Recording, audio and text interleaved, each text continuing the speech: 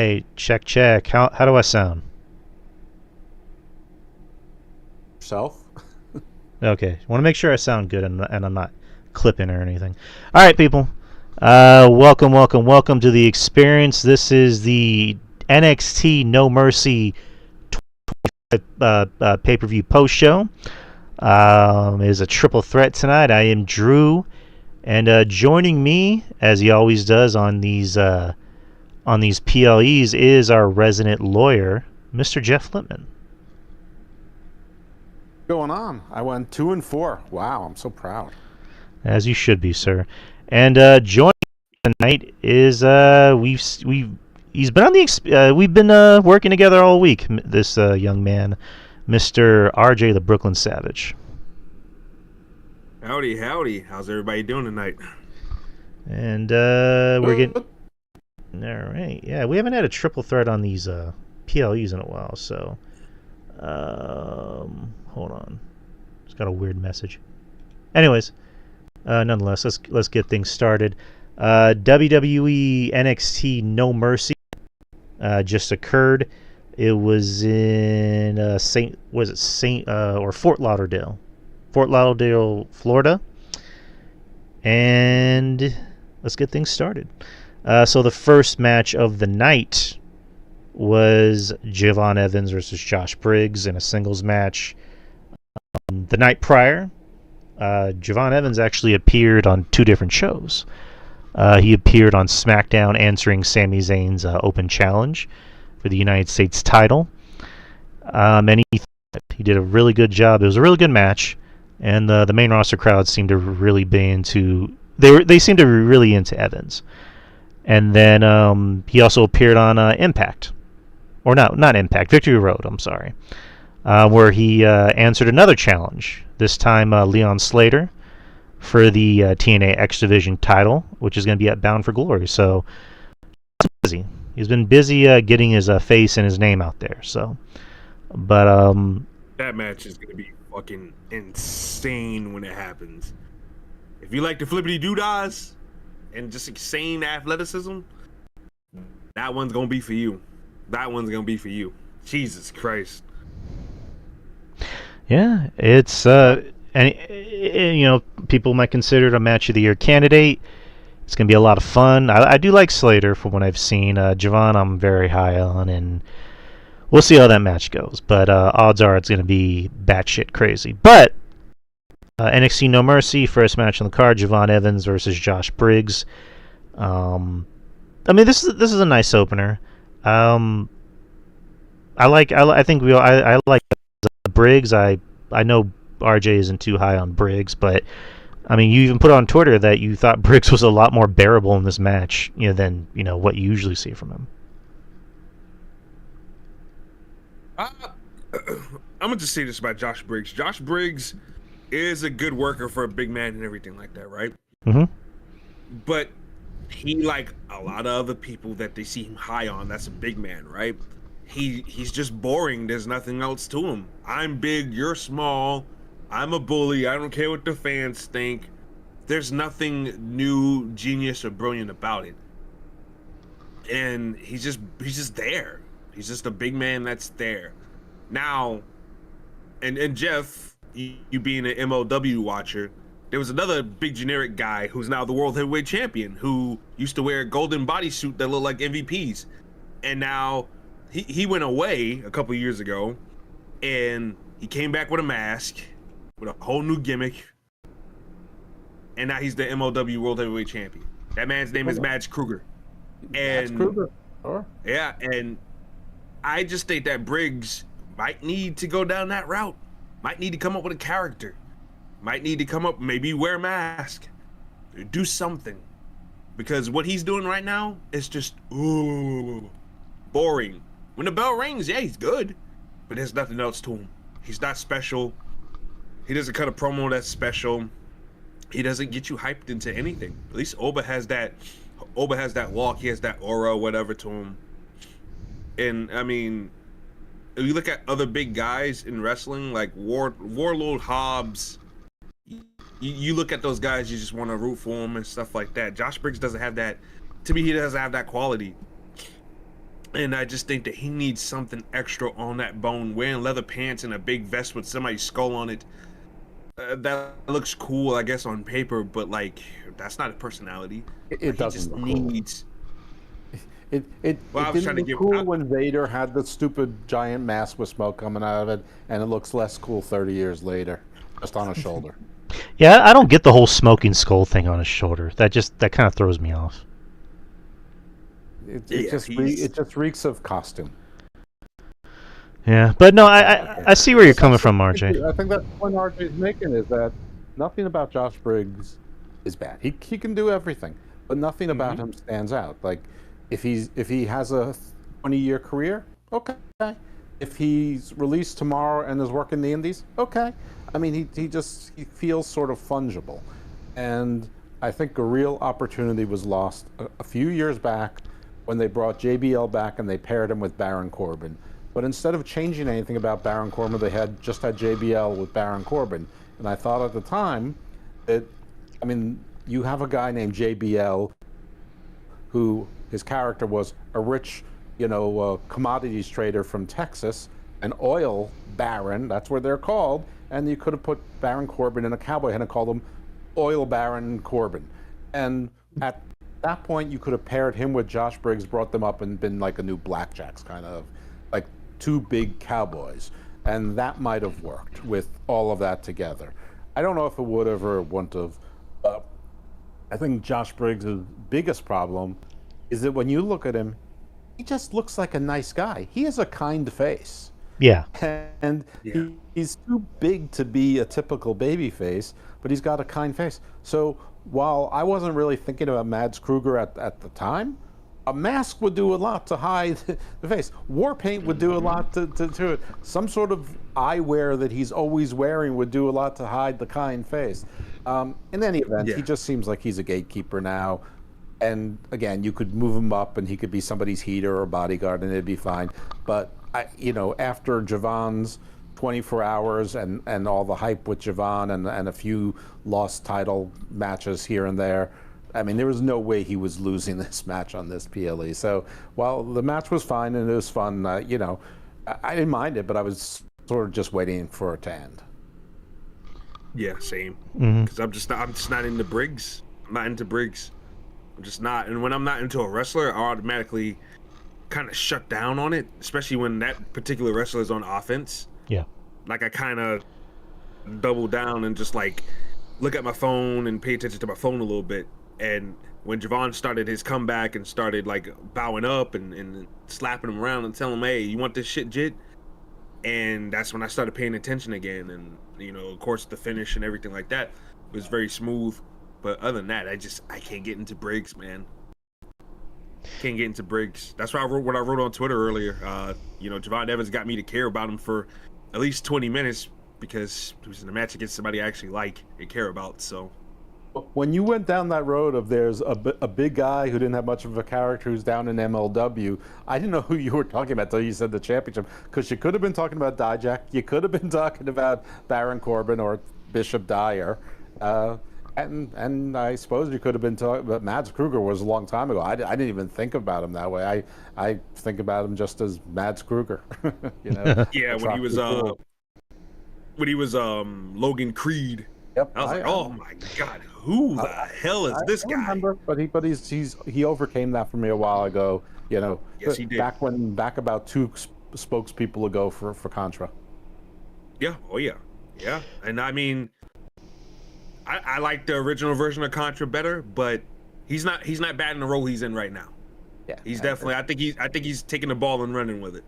But we all liked it better with the guy with the turban and sort of like the military garb, and like you couldn't exactly tell what he was supposed to be, but it was sort of like a combination of the Sinister Minister and General Skandar Akbar.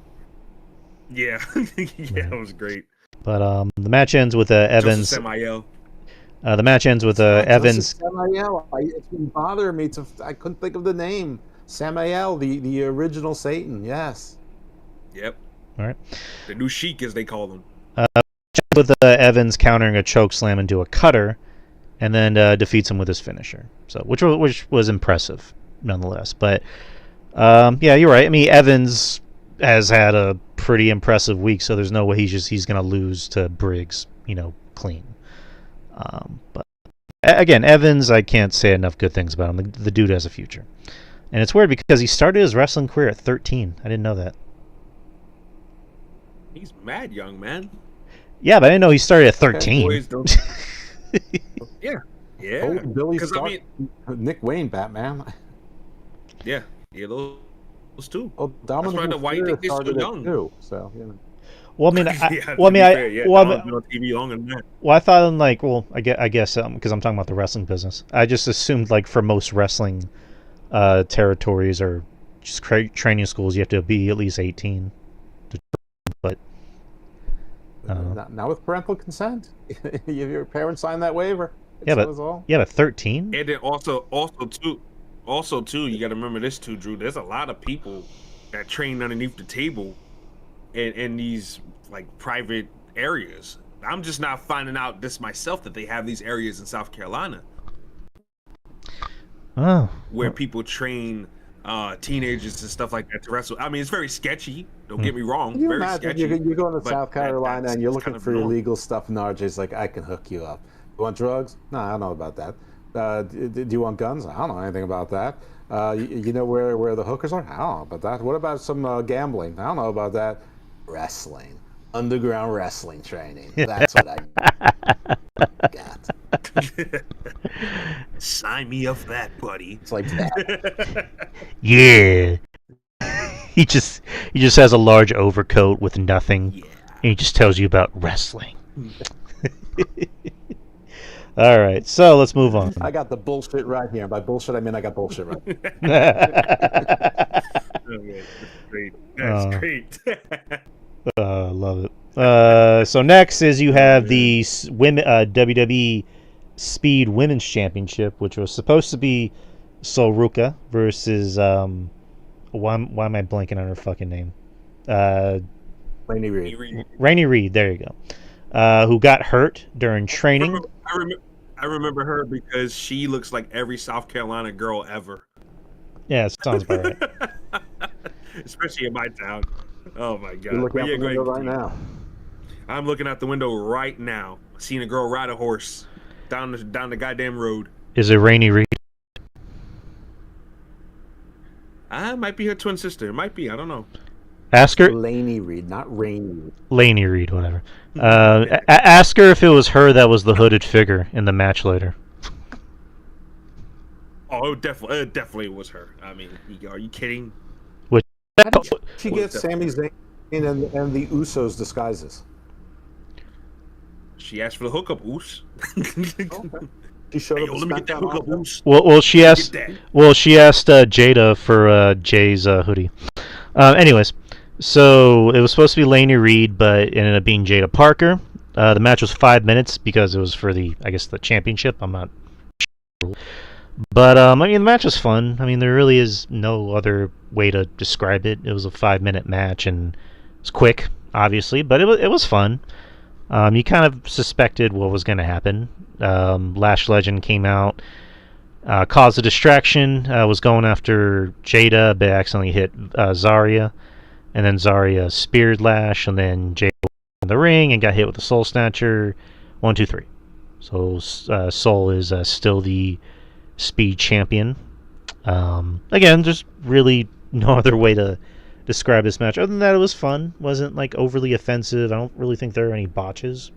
So, well, actually there was one. I think Soul was trying to pick up Jada. Yeah, it was a little bit. Yeah, it was a botch. And then she kind of had to like maneuver it into a pin. But other than that, why the hell would you want to do that?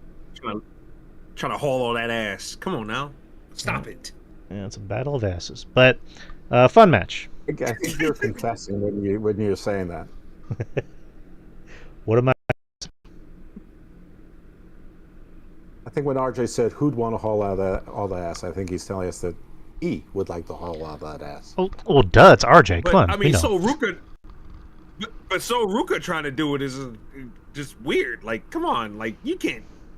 I mean, she's got an athletic body and everything. But like, damn, why are you trying to do that? Well, she had to do something to make it look like it was a move and not just for them to fall down and lay there. I mean, yeah, I mean, good in recovery. I just think that just even the thought of even trying to lift her up a little bit was just kind of weird to begin with, but it is what it is. You got to try to make do with what you can out of situations like that. When they announced the surprise that that Laney Reed wasn't going to be in the match, I sort of thought it was going to be a TNA woman who was going to answer the call. So I was Same here. surprised with Jada. See, I figured the whole thing was going to tie into either one of two things. Either Zaria's like, you've got 2 titles, I've got none. We're supposed to be focused on those tag team titles, and here you are showboating. Or Charlotte and Alexa were going to be in there, and inadvertently Zaria would, clock, Sol Ruca, as they've done a million times before, and Laney Reed or whomever would get the title. Instead, they just did a typical whatever and kept the Lash Legend, Jada Parker feud going, which was fine, and kept the title in Sol Ruca, which is also fine. I don't mind, but the whole Laney Reed thing felt a little bit fake all along, and apparently at some point this week her picture was moved to the main roster, so I guess she got a raise, which is pretty fast. But I don't know. She sort of reminds me of JD McDonough in that her timing is good. She's always in the right place. So she definitely knows how to wrestle. They obviously have a lot of faith in her very quickly. But she has a character. I mean, it feels more normal on her than it ever did on Lacey Evans. So I'll give her that. And Lacey Evans has a lot of other advantages over her, but this feels more natural. I don't know. I guess speaking of TNA, Jordan won the TNA Knockouts Championship after Ashby Elegance had to forfeit it due to, I'm assuming, injury. She basically said in the promo, real life stuff is caught up, so I can no longer be the Knockouts champion. Have you a word on what that is? She's pregnant. She's pregnant? I was saying, could she be pregnant? Because she didn't necessarily say she was injured. I mean, it could be anything. It could literally be anything. I mean, we have had a rash of pregnancies on women with titles recently, but yep, absolutely. We have no idea what it is, and I'm sure it'll filter out soon enough. So, yeah, that is true. It's sort of a shame because she had been waiting a long time. She went through a little bit of hardship and kind of reinvented herself, sorta, not really. But right. I give her credit. I give her credit. She still was going. She was still going. I'm not the biggest fan of hers whatsoever, but I'll give her credit for keep on going. She went over to TNA and just tried to make strides to get better and to do whatever she can to make sure she's being seen and heard. So I got to give her credit and respect for that. Absolutely. I gotta tell anyone who's out there who doesn't watch TNA, or even if you do, the person who holds that entire act together and makes it interesting is George Iceman. He's great. Yeah, I mean, I think any 3 women that are competent wrestlers could have the same success if they had him doing his shtick. And I'm going to take full credit for that because he was one of the guests on Book of Black, so he enjoys the Book of Black, Gospel of Thomas Rubb, and as a result, so does the entirety of TNA. So Jeff behind this success. There you go. I'm just telling you that NWA got a TV contract. Pretty sure MLW is going to get a TV contract. Pretty sure TNA is going to get a TV contract. Coincidence? I think not. But because I put on Twitter, that the women's division in TNA, it's like before they're already very it was pretty thin. Now it's like really thin as Elegance and everything going on with Masha, which she's not coming back anytime soon, and by anytime soon I mean never. Tessa just came back and she's kind of been playing nicey nice, and wouldn't surprise me if she appeared during this invasion angle. But yeah, you're going to be seeing a lot of NXT talents that use too much, like a Kalani, like maybe even a Nikita, And then also some AAA talents as well. So, but I mean, good for Kalani. I like Kalani. I've always liked her. Kind of glad she's being put into this spot. And I don't know. I don't really have anything. I just wish they would have given it to. I just wish they would have given it to a girl that could have used it. Like Kalani just had like a year and some change run with the NXT Women's North American Championship. Like Jada and Lola need to be belted. They need to be belted quickly. Both of them. Agreed. They're way too good at what they do right now. Agreed. To not be champion right now. You know. I think Hopefully Kalani perfect for it exactly because she did have the North American Championship, so it's not a complete insult to TNA. And I think that Lola Vice's future belts are in AAA. To be honest, I mean, yeah, I was going to say that too. Unless she's a heel, I cannot stand her when she speaks. She sounds like she's about to cry constantly. As a face, her talking is terrible, and her moveset is that of a heel. I understand it can work for both, but in AAA. I'm sure in Spanish that she could be a face and sound like a badass the same without, sounding like she's whining. So, anyway. So what you're telling me, Jeff? Jada and Lash will be on the main roster. They'll be fine. So what you're telling me is that Lola talks like Jay-Z.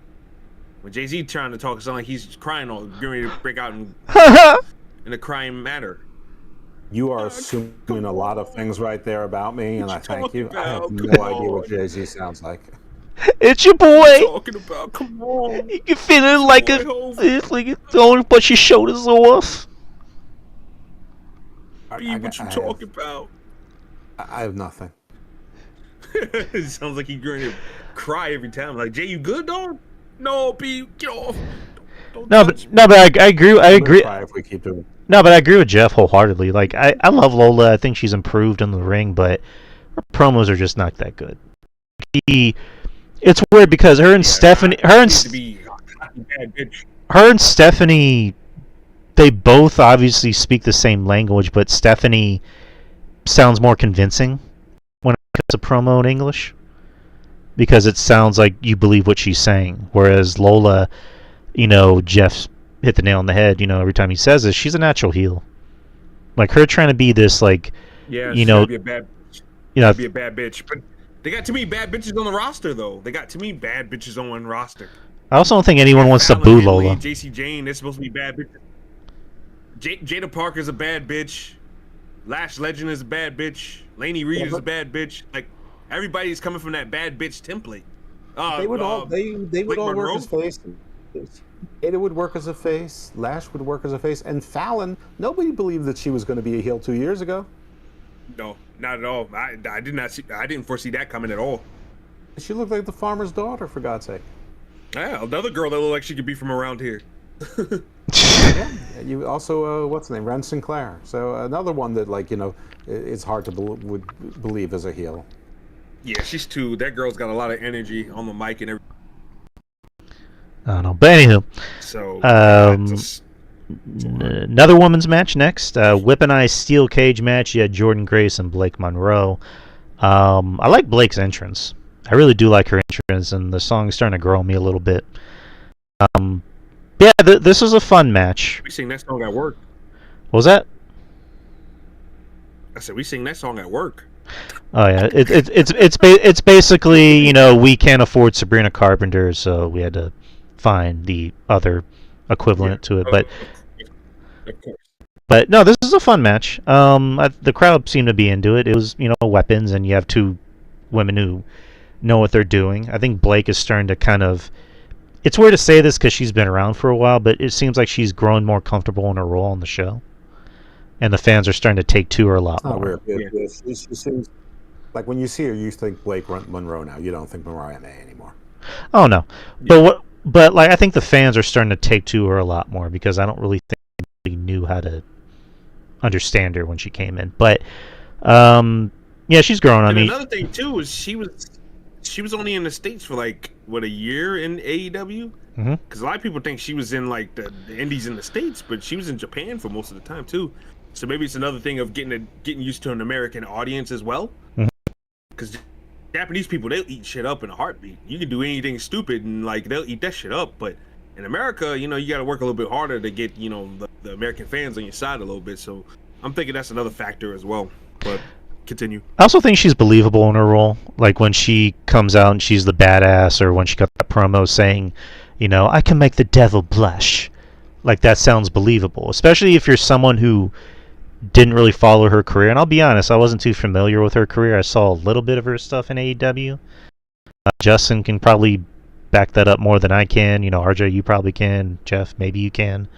But I think for somebody that sees her talking, it sounds legit. Like she sounds like she knows what she's talking about. She's not just playing a role. And Jordan's good. Like there's really nothing else I can say about Jordan. But there was a bit in the match where Blake ties Jordan's hands to the ropes with a hair dryer cord and cuts her hair, which that was good. That hairdo is atrocious. Yeah. Jordan Grace got to stop with that hair. That is awful.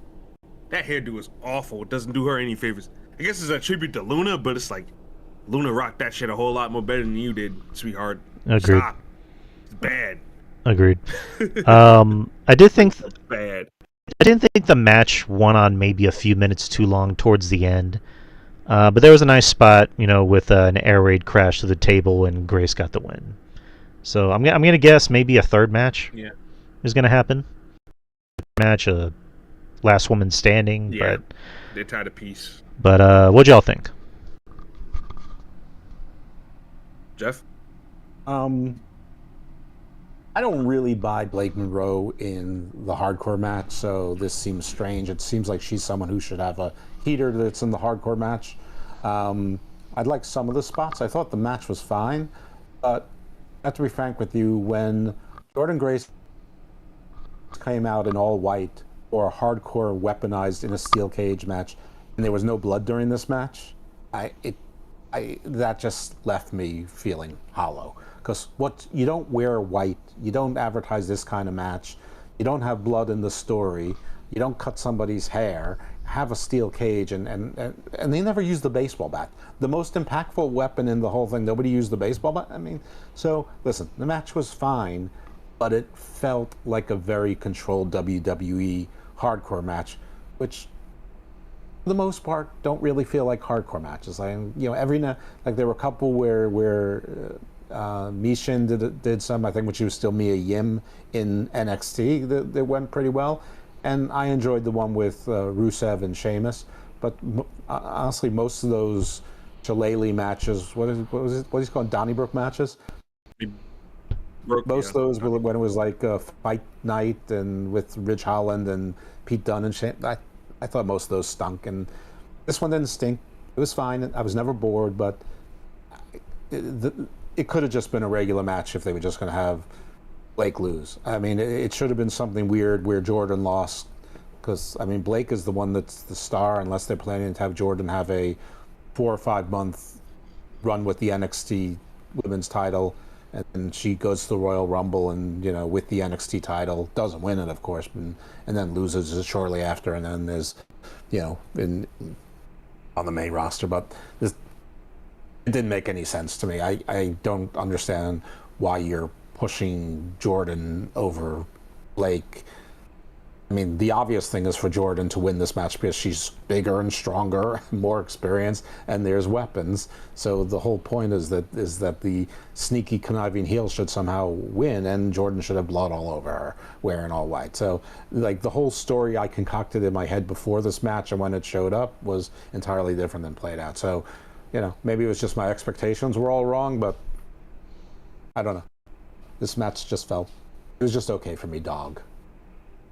I agree with a lot what Jeff said too. I thought it was a little too controlled. Well wrestled match, but it was too safe, especially when you bring up words like hell and blood and I'm gonna drag you to my level, that and the other. When you hear words like that, you're like, oh yeah, shit, these girls gonna go balls to the wall. And we seen Blake Monroe as Mariah May go balls to the walls with Toni Storm and a few other people. She's not afraid to get down and dirty.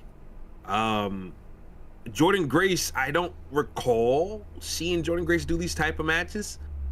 Just mostly because TNA really doesn't do a lot of hardcore matches, death matches, that whole type thing. I don't even think they really even do cage matches like that over They there. don't. So, Actually, I commentary don't know. said this is both women's first cage match. They didn't say hardcore cage match or weapons cage match. They said cage match. Period. Wow. See, there you go. Like with like I said, with Mariah May, like I followed a little bit of her career. She was a Stardom, not a lot of cage matches over there in Stardom. In the AEW, she was only there for a year, so it's easy to pinpoint and track down to the fact that she never had a cage match. But Jordan Grace, she would have thought she would have had one, but no. But yeah, it just felt like they were both cage match virgins, and I was expecting more from this, but it was fine. What I got was fine. Not over the top or great or 5-star or whatever, but it was just fine. I mean, I agree to both of y'all. It was fine for what it was. I didn't hate it. Didn't love it. Probably not gonna remember it. I just kind of wish that WWE would really commit to whatever it is they're selling. Because if they're trying to sell, this is going to be violent, and both women aren't going to walk out the same. It's like, women had a cut on them, no bruises at least. It's like, come on. Like, we're not I mean, we would love to have like crimson masks, but it's like, I don't know, like consequences at least. Maybe someone has a cut on their arm or a bruise or a black eye. So I don't know. Again, RJ took the words out of my mouth. It was safe. It was a safe WWE styled hardcore match or steel cage match. But Yeah. and then Ava announced that the Invasion pay-per-view from the 2000s, or I guess just from 2001, is coming back. That it'll be specifically on CW on October 7th. It will be NXT versus TNA. The NXT Tag Team Champions Dark State will defend. I guess it'll be a defense on both sides. Will go up against the TNA Tag Team Championship, Tag Team Champions, the Hardys. In a take all match. I believe she also announced Oba Femi versus Trick Williams in a match that pretty much has to have a winner, but I don't know if it's going to be for the titles now because of what happened. But I don't know. And they'll also be picking. No. Go ahead. No, I think she said that because a lot of people got that mixed up too. That Oba and Trick was supposed to have a match, but no, she was saying that it must be a winner and everybody's gonna be banned. So the same thing would happen in what happened in the Oba and Trick match a couple weeks ago. Right.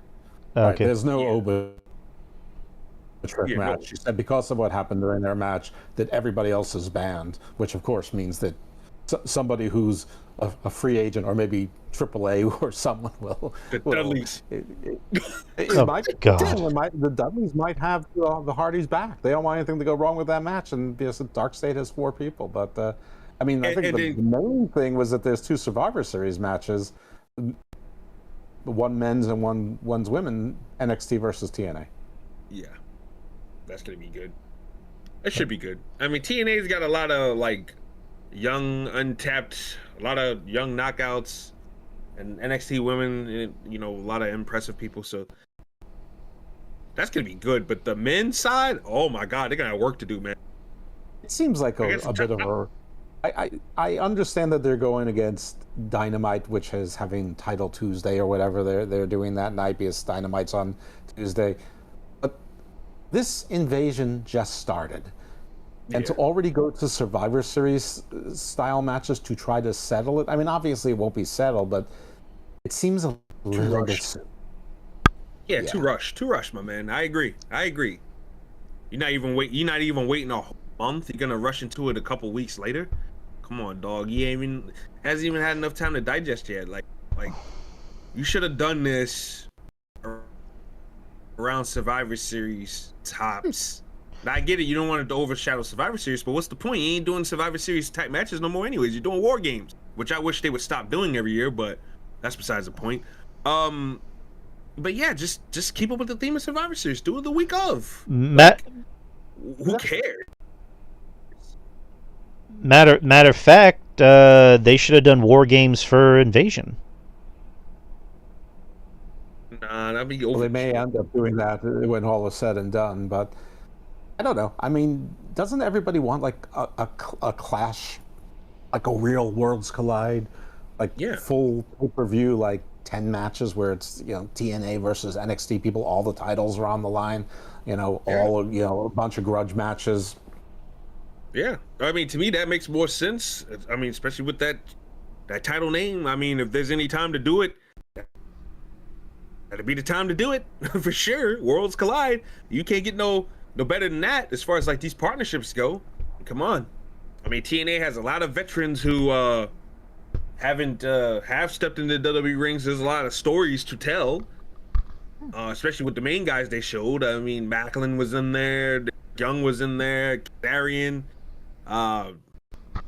Oos. Matt Cardona even popped his head up in that joint. So there's a lot of guys who have story history in WWE that they can really get a lot of video packages and a lot of shit out of. And Yeah. Joe Hendry is on the fence.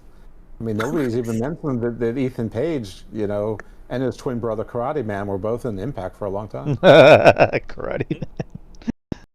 Oh man.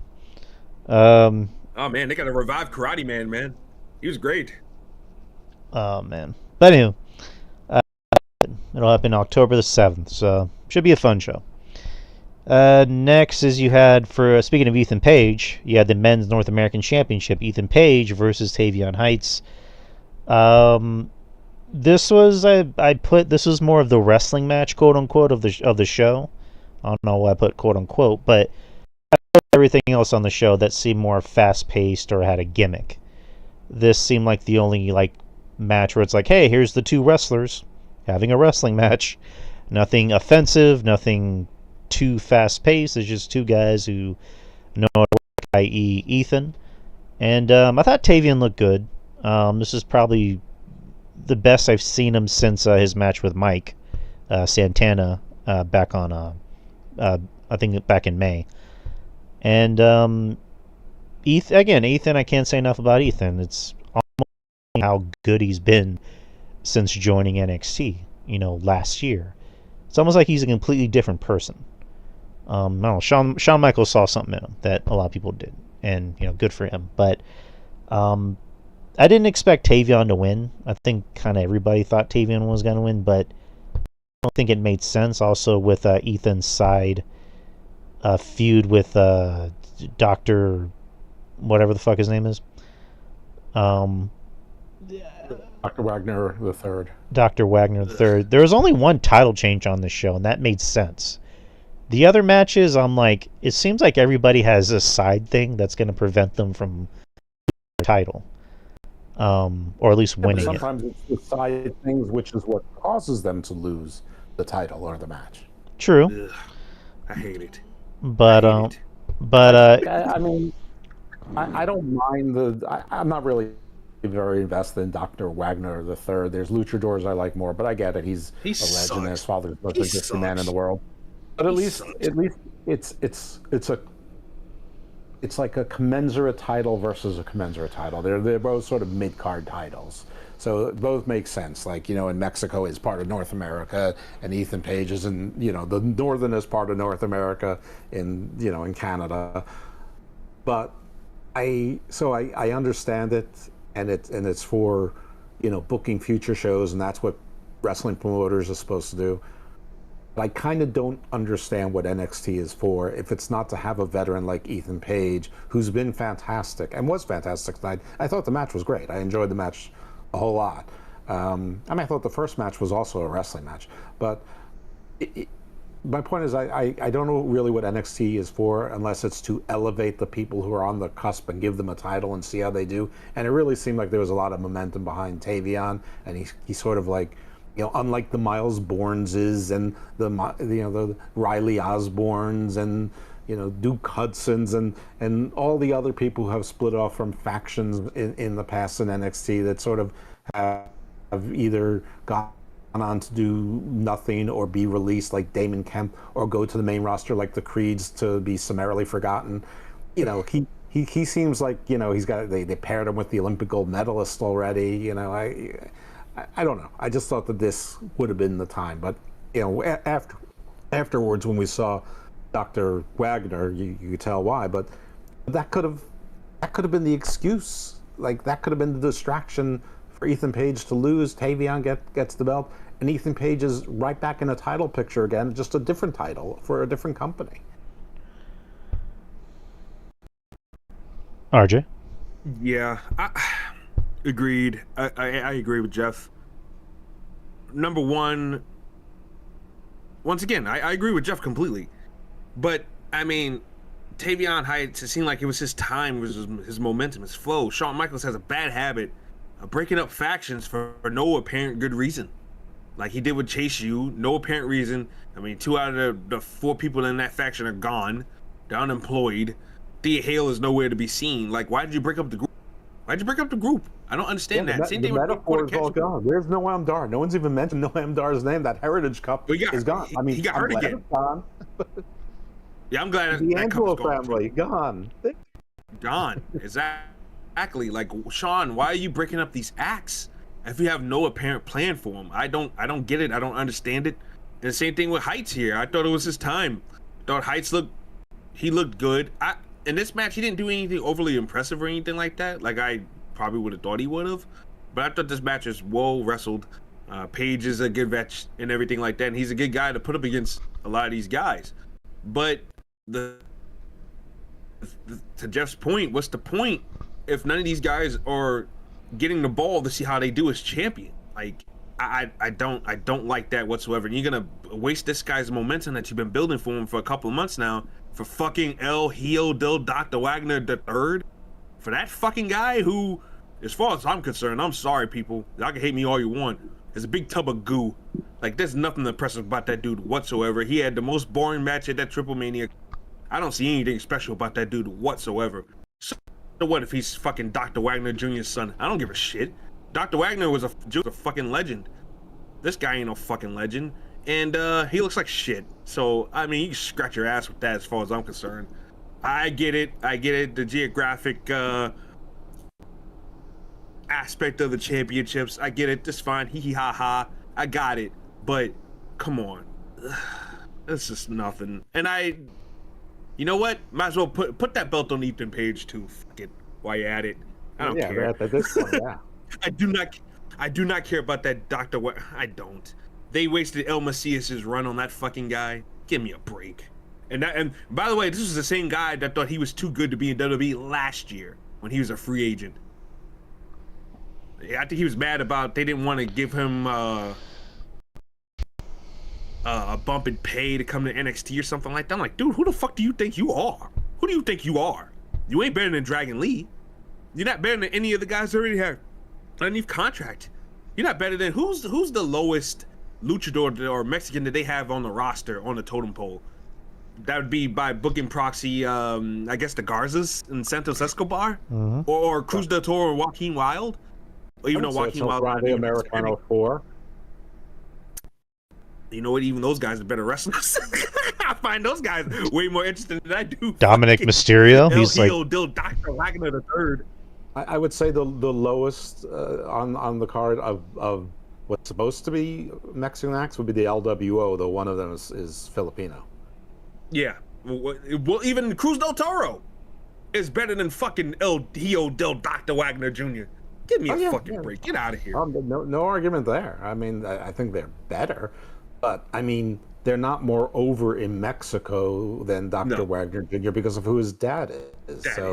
Yeah. No, definitely. I agree with that, but this guy thinks he's bigger than he's smelling his own shit. Get out of here, man. Come on. But it's like Bronny James. You're raised around NBA basketball, so you think you're going to be a star, and you're not a star. You stink, but you still think you should be. I mean, or maybe what's Deion Sanders' kid's name? Shader Sanders. He's sort of like that. So I mean, El Hijo de Dr. Wagner Jr. has always been El Hijo del a legend. So he's always been groomed to think he's going to be a legend. So he does think his shit doesn't stink. And so, he's sort of like Tony Khan, right? Raised in the bubble. Oh, God. Yeah, not everybody can be a Randy Orton. Not everybody can be a Stephen Curry. You know, there's just unfortunately there's who was it? Manu. Or Dwayne Johnson. Well, I'll tell you what, that's even better though. If your dad was a mediocre player or a mediocre wrestler, you have time to leap over him 10 times over, like Randy Orton, like a Steph Curry. So, yo, I think Dominic Mysterio's on prime to be better than Rey Mysterio. Not as far as like the ring goes, but like as somebody who just has that presence, man. Dom is just, he's killing it, bro. That's my guy. Yeah, Dom certainly is getting there. But, all right. So next match is for the NXT Women's Championship. You have Jacy Jayne, who's the champion, versus Lola Vice. They really did hype up Lola Vice as the hometown girl. She's from Florida, or she's from Miami, but Florida in general. They were playing all these vignettes on NXT, really hyping her up as the hometown girl and also the avenging babyface, so to speak. Her family was dad, her sister, who's muy bueno, who's apparently going to be a wrestler pretty soon, and that kind of told everybody she's definitely not winning this match. But I will say about the match itself, I thought got better towards the end. I think it was a little slow. I can't really say if it was on either girl. I don't even want to say it was on either girl. Maybe that was by proxy, but it was a little slow. The crowd kind of seemed like they were trying to get into it, but they got more into it towards the end, especially when Fallon got involved and pulled the referee out and she got thrown out. And that's when the pace started picking up a little bit more. And I was getting into it. I was like, oh, okay, here we go. The minute that Lola hit her finisher and all of a sudden she does the whole, I hit my finisher and that was too much power for me, so I'm going to roll out of the ring mysteriously. It's like, here we go. And while the ref wasn't looking, mysterious... Good. Then you go ahead, sorry. No, finish. I insist.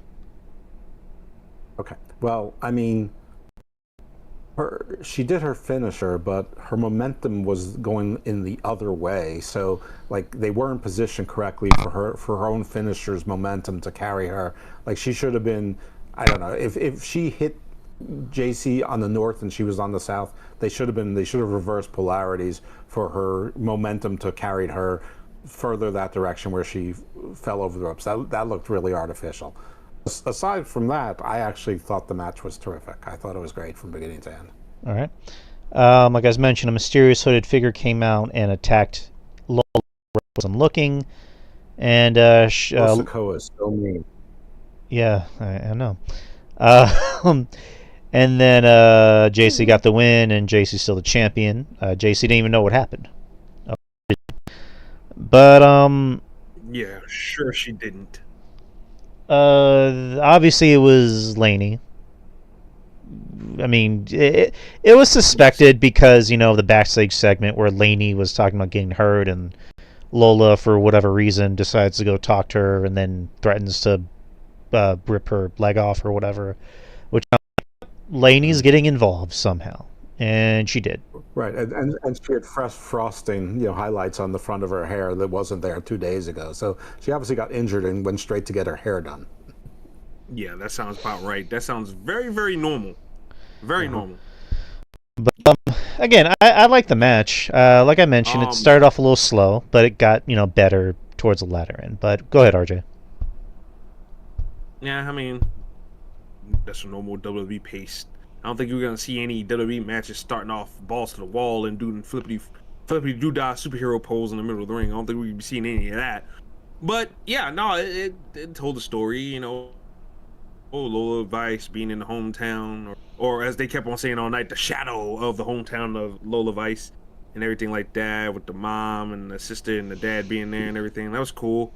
And she lost. So Lola Vice is a loser. So she might want to shake that ass that defies the laws of physics to AAA and win the Reina Del Reina's championship over there.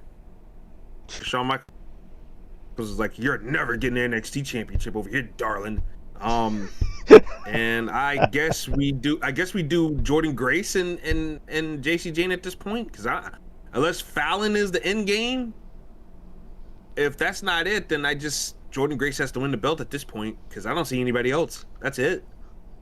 Well, if Fallon's the end game, it's like in a year, so no, it's not. I mean, because they're making Fatal Attraction back to 3 again, which is where it should be minimally. I mean, they should have 18 of them as far as I'm concerned, and they could easily populate it. Bring the baddies back. Yeah, I agree. I'm with you there, Jeff. Tag me in for that. High five. Want to write a joint letter to Shawn Michaels? Yeah. I got no complaints. Yeah, but I do think, yes, I think it's probably going to be Jordan Grace laying down the next challenge. Whether or not I think when this happens and you add a new member to the faction, either it's got to explode immediately or it's going to add at least 90 days to the title run. So, even in NXT time. Yeah, true. Yeah, it is weird to think about, because it's like, because I was thinking because I was almost for sure that Lola was going to win, because I'm thinking if not her, then who? Because Jordan already had a shot. It's not to say she can't get another one. It's wrestling. Fallon, love Fallon, but it's if you wanted to pull that trigger, you would have done it already. And everybody else kind of seems like they're booked. Jada's booked. Kalani's doing her thing in TNA. We can forget about Masha being a possibility. Who else? Thea is nowhere to be found. She's just making TikToks of her drinking coffee and going to the beach with her big ass boyfriend. I don't know. It's probably gonna be. He's in Japan now. What was that? He's in Japan now. He's with Charlie Dempsey at Noah. Her boyfriend? Harlem Lewis. That dude Harlem Lewis. Yeah. But I don't know. I mean, Jordan. I wouldn't mind Jordan, because you brought Jordan into NXT, and I would think the end game with her is to be a champion. So I don't know. It would have been a quick dash in NXT and call up to the main roster, more than anything.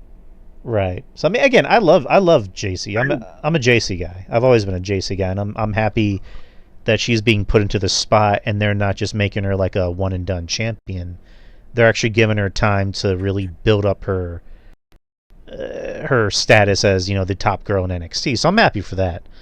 But then it creates I like the fact that they kind of. I like the fact that they kind of allude to that on commentary constantly. That people think she's a fluke, that she's a one and done champion, and this, that, and the other. I kind of like that, because that's what a lot of people think, including myself. Right. I'm not really high on JC Jane like that. I think she's cool, but that's just about it. I'm not over the moon about her. I don't know. I've always liked her. I liked her even in Toxic Attraction. I thought everybody liked Mandy for obvious reasons. Everybody liked Gigi for obvious reasons, and I feel like I was the only one looking at JC and going, I think JC's the better one, in my opinion. But please, Mish was the one who coined filthy for her, but yeah, that was no. You're not saying it right. It's filthy. I grew up with in suburban New York. Yeah, she's a Jersey girl, right? I don't know where she's from, but she might as well be. I mean, I'm from Long Island, but she reminds me of the suburbs of Philly, the suburbs of New Jersey, the suburbs of Westchester, the suburbs in Long Island. In the better parts of the outskirts of the city. I mean, she could have been anyone that I ever knew from a summer camp, or from when I had summer jobs or whatever, and even a few in my own high school. I don't know, but it's not filthy. It's filthy. Well, yeah. And her name is not JC Jane. Her name is not JC Jane. It's Janet Jackme. Damn it! Rest in peace, Kevin Castle. Ah, okay, Janet. Or JC motherfucking Jane. Janet Jackme. Oh, Kevin. Kevin. I don't care for Janet Jackme. I think she's all right, but that's just about it. I'm almost positive Kevin said this about somebody. I'm thinking Asuka, or it was either Asuka or somebody, where he just goes, "She does it for me, professionally or sexually."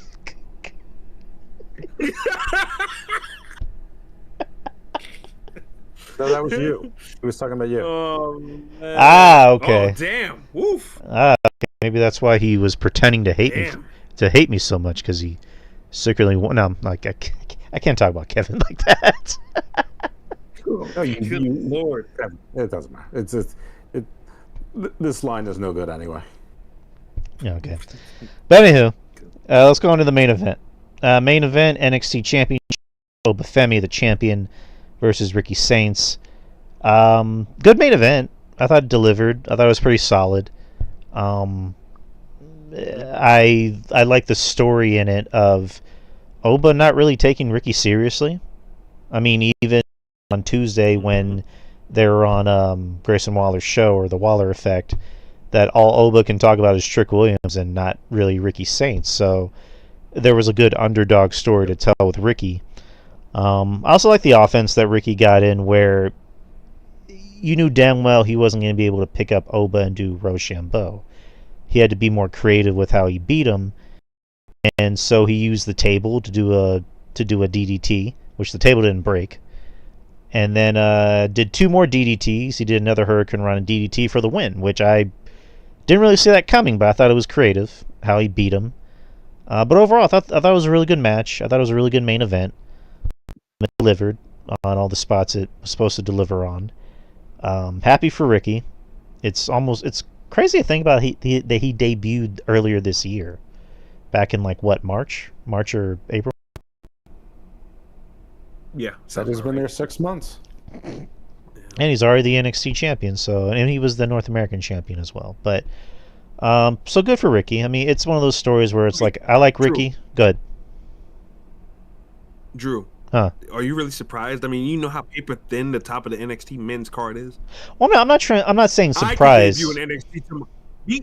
Me and Jeff as a pairing could debut in NXT tomorrow and be fucking NXT North American champion if we wanted to. Well, no, I'm not trying to say me being a wrestler, him being a manager, or him being a wrestler and I'm being a manager. Like, we could be NXT North American. I'm an old man, Jeff. You can do it. Come on, man. You put some of those guys in their place. Well, no, I'm not trying to say I'm surprised. I'm happy. I'm obviously happy for Ricky. It's just, I'm saying I'm surprised. It's crazy to think about that he debuted earlier this year, because this has been a long ass year. That's kind of where I was going at. Yeah. With everyone debuting and leaving and whatnot. But no, again, which, by the way, I wouldn't mind seeing a pairing with you two in NXT. Jeff, you're definitely a manager. Oh my God, that'd be great. Instead of talking all the time, I could be like, I'm not saying anything without my lawyer. There you go. And Jeff just does all the talking. I'm not saying anything. Jeff. I'm surrounded by all those South Carolina girls the whole time. I'm just out here talking. Oh, man, I don't know. I'm just out here talking shit. Be like, come on, RJ, you're a savage, right? Come on, be savage. Say something savage, tough guy. But you can't talk without your lawyer present. Whenever he's in trouble, a bunch of South Carolina underground wrestlers come out and rescue him. Yeah, there you go. You can give me that Cody Colt gimmick I was telling you about, Drew. Well, you know how Cody trains all the wrestlers and everything like that? Ah. Nobody would ever touch Cody. I can get a bunch of South Carolinian, trainee wrestlers to, take bullets for me. Or a bunch of guys that make Mark Briscoe look handsome. Or RJ, it can be like that scene in Daredevil. Jeff just look at him like a bunch of idiots. Just keep rolling. RJ, it can be like that scene in Daredevil with Shades, where he's like, first name Loy, last name Yer. Like, that's all you say. You just say lawyer. Yeah, there you go. Oh man, that'd be great. I would. Jeff just hit somebody upside the head with the loaded briefcase. Roll up 1, 2, 3. Jeff puts my foot on the ropes behind the referee's back. There you go. That's old school heel heat right there. I think I'll have like a little gavel. A little judge's gavel. Oh man, the gavel. Yeah, there you go. It's like really metal. Like, it looks like it's wooden, but it's like really metal.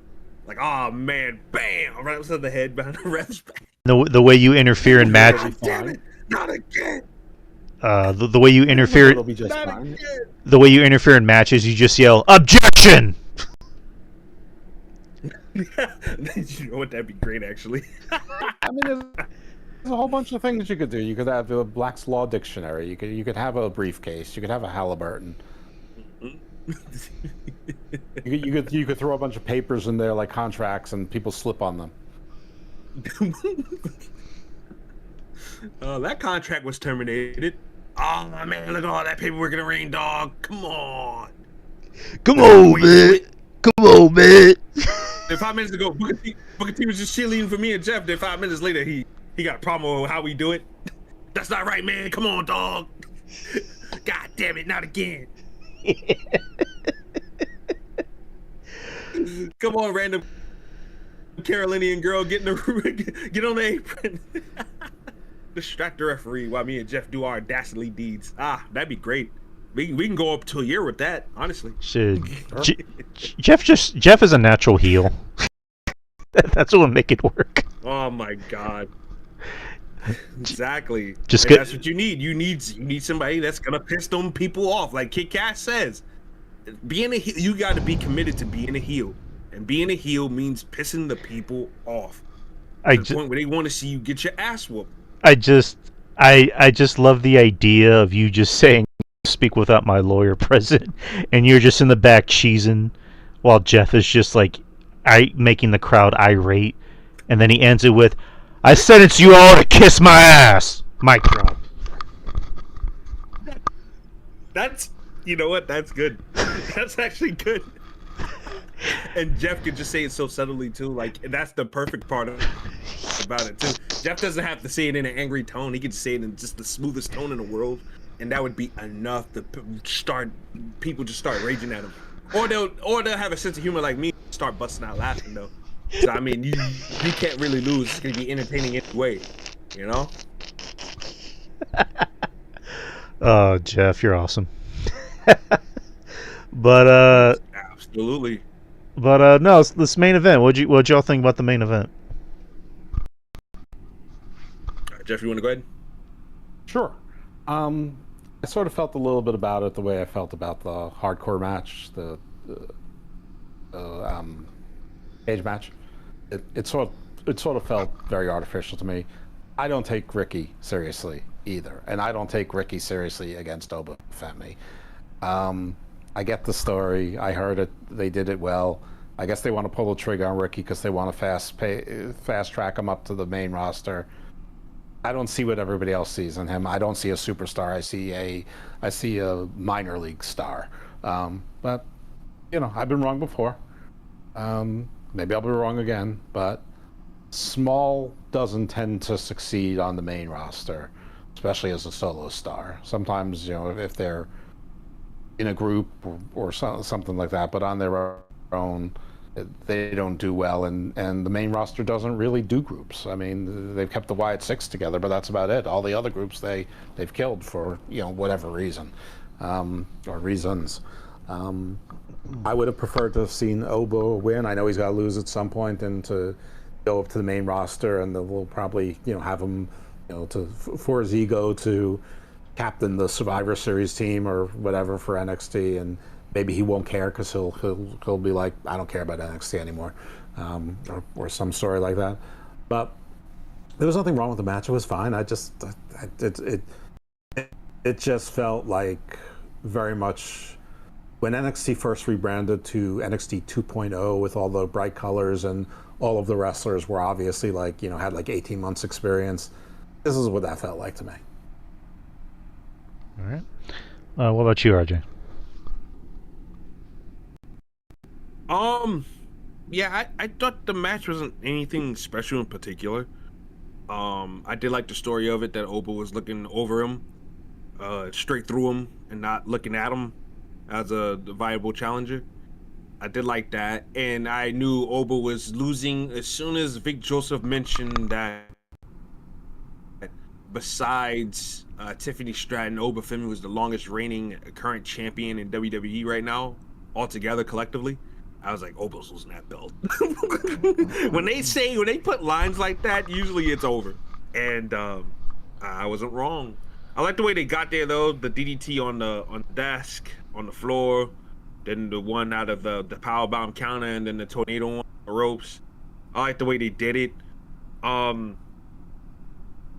Ricky, it's really tricky with Ricky bars. But I think Ricky is a great talker. He presents himself very well. He doesn't do anything over the top or anything egregious in the ring. So he's like stuck in the middle. Jeff, I get what you're saying. I don't think he's gonna be a WrestleMania main eventer, but I think he's gonna be a good solid mid card guy. And like Kevin Castle, God rest his soul, used to say all the time, there's nothing wrong with that. You can understand that somebody might have higher aspirations, and I mean, sure, wrestlers should have higher aspirations, but I think that's probably his ceiling, and that's just pretty much it. Whereas Obafemi, obviously, that guy, I mean, I'm pretty damn sure anybody that's listening right now would agree to this. How can you fuck up an Obafemi? Agreed. How could you fuck that up? We're gonna see whether Triple H does it or not, but how could you fuck that up? There is nothing that this brother does wrong.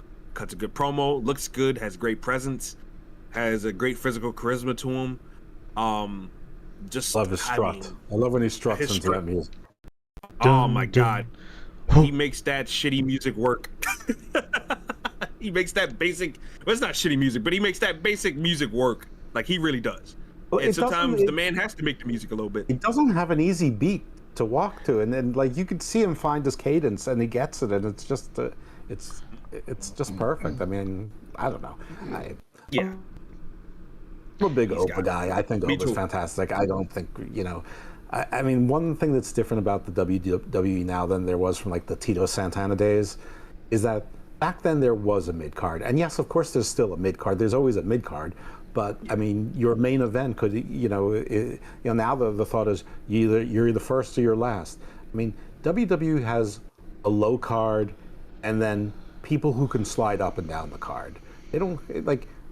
Is it unbelievable to think that Sheamus could be in a world title picture? No. Is it impossible to think he could have a world title? It's unlikely, but impossible? No.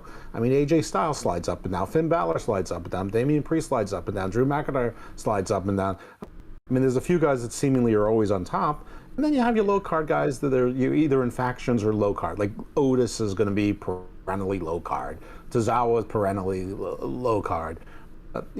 So I don't know that which I'm sure there's an equivalent for the same kind of career that Kevin was talking about.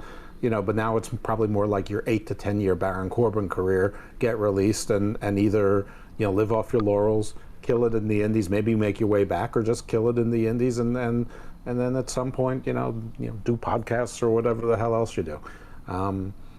But I don't know that there's a role for what we used to think was a solid mid carder. I mean, look at Carmelo Hayes. He's struggling to find anything. I mean, what's Santos Escobar doing? No, I mean, AAA is a goddamn blessing to these guys. I'm sure half of them are disappointed that they can't work with TNA, or they haven't been able to work with TNA, because that could have been another place for them to go.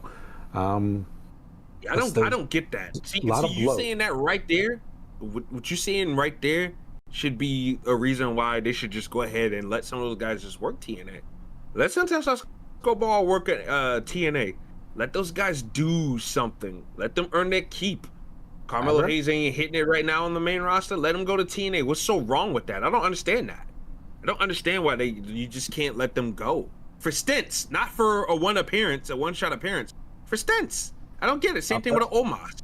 I was so angry when they had Omos. I don't think that they're doing it. I think they're not doing that because it's not in their long-term plan to do that.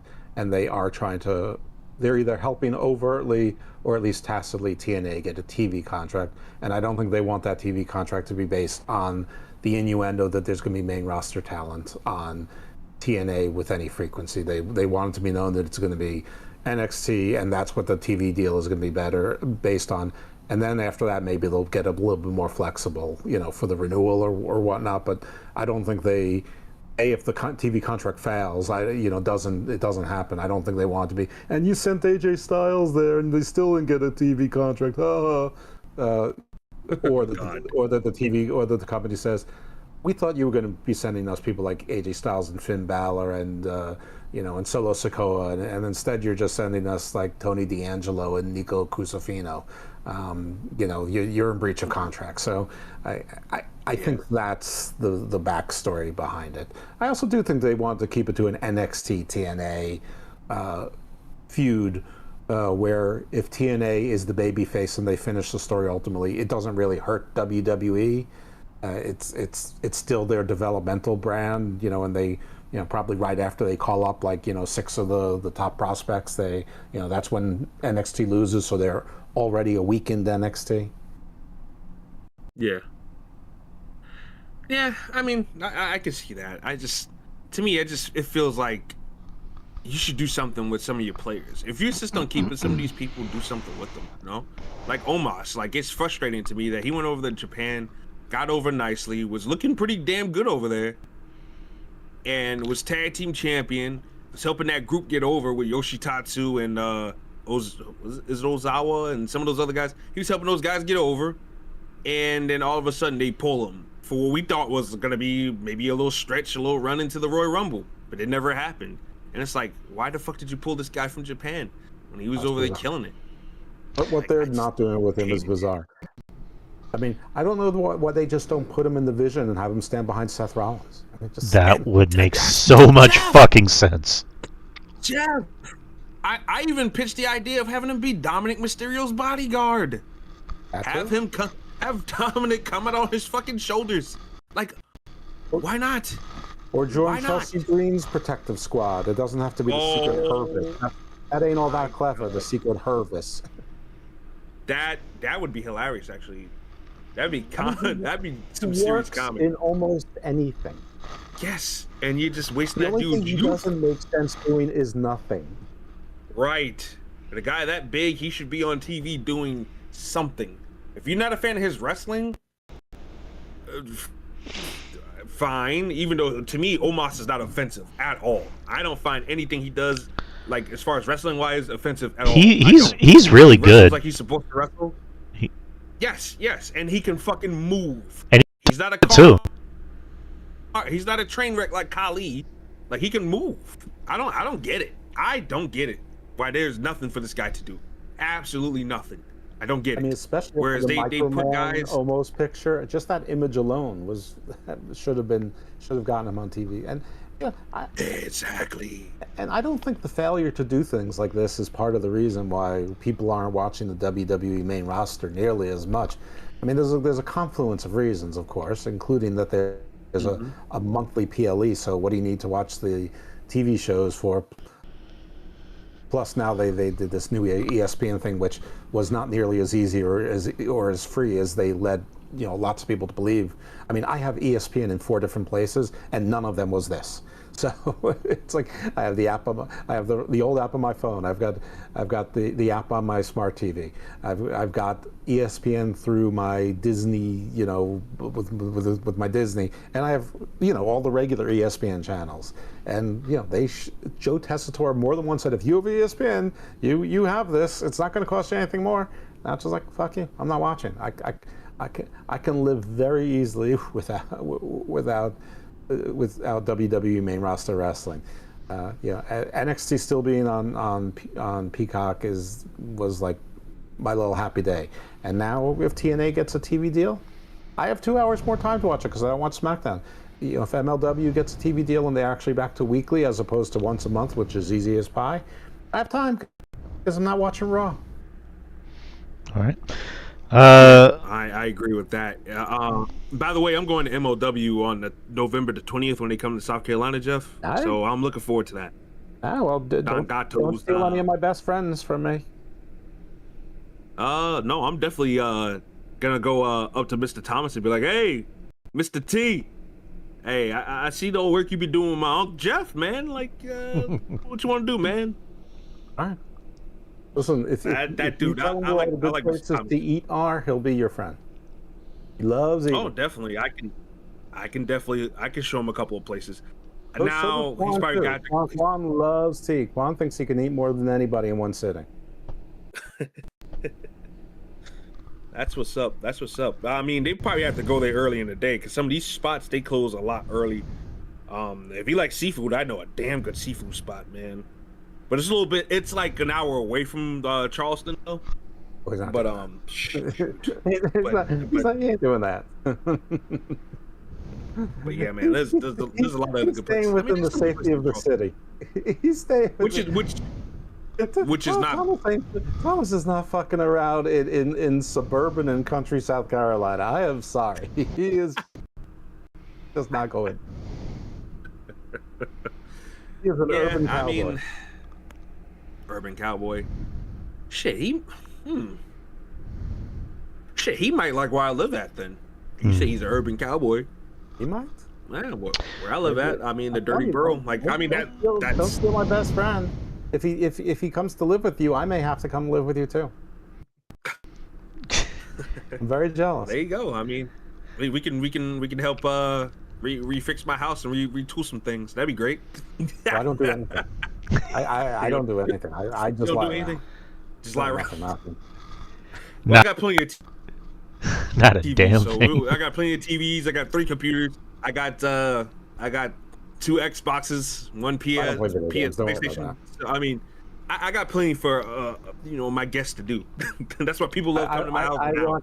I watch YouTube videos on esoterica, and I slowly let myself drift and go, yeah, well, I already knew that. Then I switch to another one, and I fall asleep midway through the next one. That sounds about right. I'm like, Honest to God, sounds about right.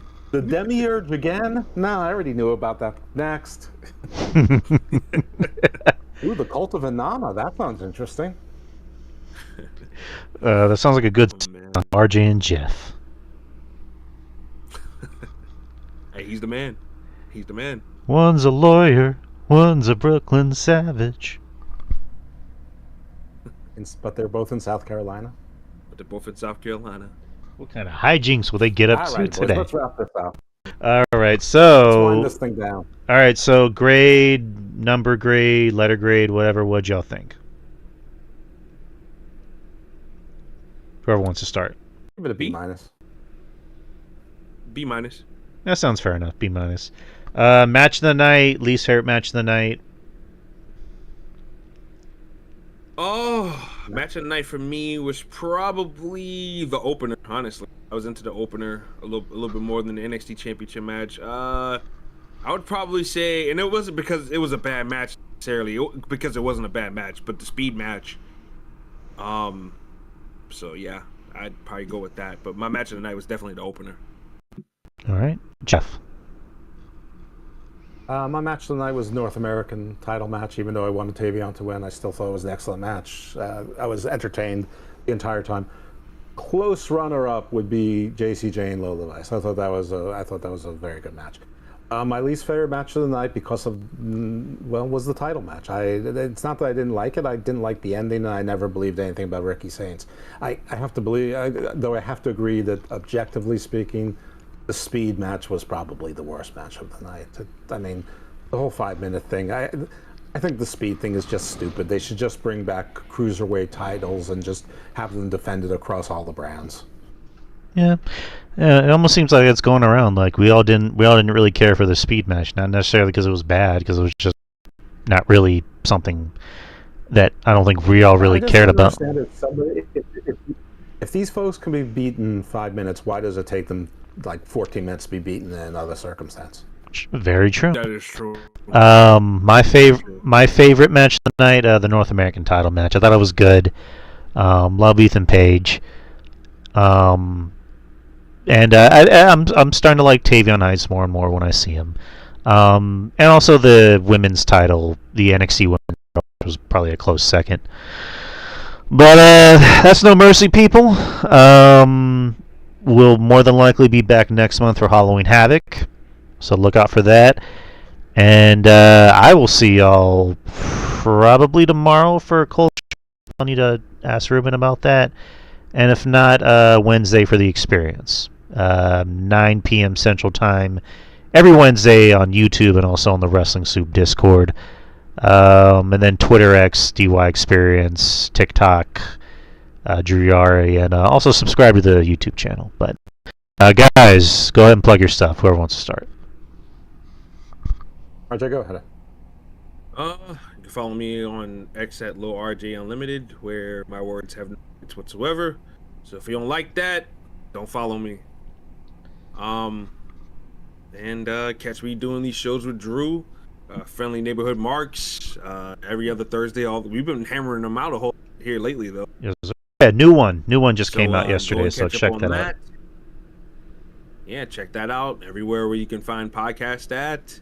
And follow me on Twitch at DRGJXX, where I stream matches from this car Fed that I co-own. Like, I'm 1/5 of the owner of this Fed. So yeah, follow me on there. We stream matches. We stream whole cards from on Tuesdays, Thursdays, and sometimes on Sundays. So yeah, follow me over there, and yeah, just have a good time with us and vibe with us, chill out, enjoy matches. If you like video games and like watching original characters and stuff like that being played out and being portrayed, then yeah, I think that's the spot for you right there. I think you might enjoy it, you might like it. So yeah, just check us out. But other than that, that's it. All right, so if you want to follow me on the X for wrestling nonsense, you can find me at dose_evil. On my regular account, I'm really not particularly active there. I'm actually more active on Facebook, which is under my name. If you don't know it, it's Jeff Lippman. But if you don't know it, you probably shouldn't be following me on Facebook. I'm a little political there, so just be warned. As far as podcasts are concerned, in some organizational order, but not an order of importance by any means, in either way, shape, or form. Because Fury Road is on YouTube right now, MLW's Fury Road, which, spoiler, was the second half of the live show 2 weeks ago that was in Dallas. So it's not like I'm missing something live. But me and Marie Shadows will be reviewing that. So maybe tomorrow night we'll record the podcast, and she's pretty good about getting them downloaded on the Squared Circle podcast. So that's her stuff. So if you want to hear that, cool. And I'm sure we'll be doing the same thing this week after Slaughterhouse, which is live, by the way, and in LA. And that's the only hints I'm going to give you of something I don't know for sure, but think. Okay. On the Wrestling Soup, periodically I do a show called Body Slam Briefs. Mish published one of them about a week and a half ago, and it was on Hulk Hogan's estate and some of the possible permutations and some things that people might be scratching their head about. And hopefully I have some answers, posed some questions, but maybe had some answers too.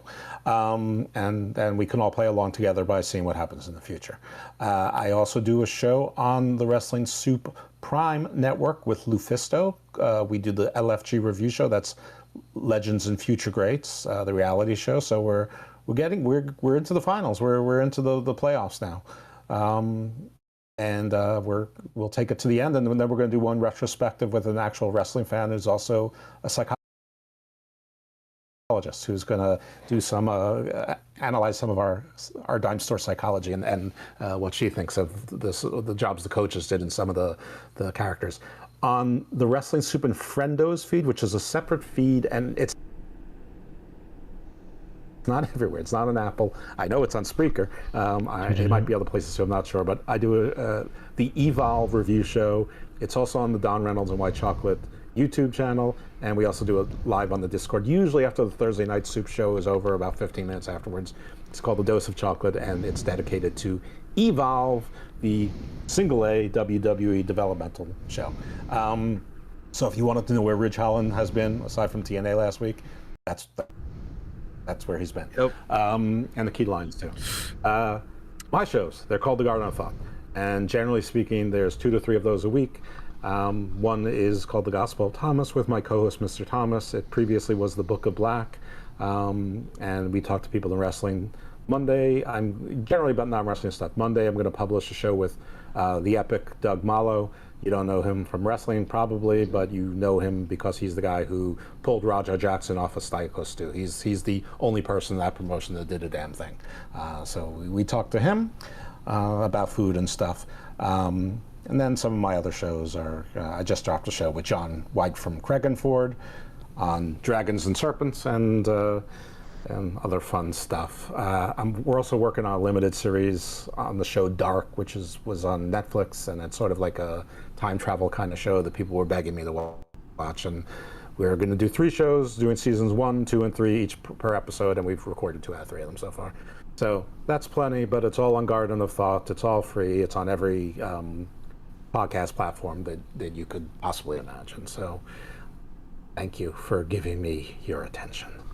All right, people, we are out. I hope you all enjoyed tonight's show, and I want to thank RJ and of course Jeff Lipman for being on tonight's show, making it work the way it does. So thank you, gentlemen, and that is it. See y'all later, and have a good weekend, and peace. Peace out. Hey, my friends.